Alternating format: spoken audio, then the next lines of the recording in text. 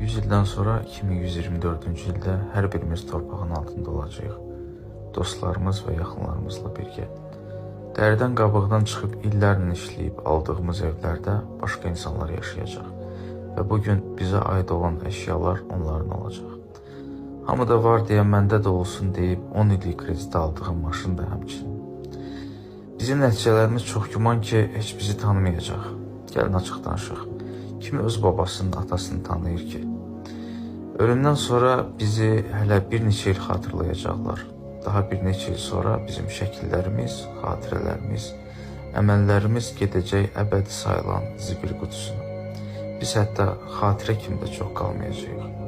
Bəlkə də bir gün dayanıb özümüzə bu sualları versək, başa düşərik ki, nə qədər mənasız və lazımsız idi hər şeyi qazanmaq və almaq arzusu ilə yaşamaq.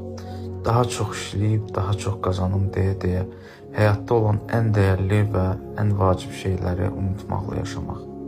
Qocalanda kaş çox gəzərdim, kaş ən doğma insanların yanında olub onlarla bəkdən gülərdim.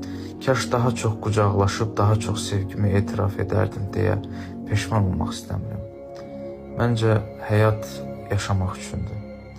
Həyatı sevərək yaşa.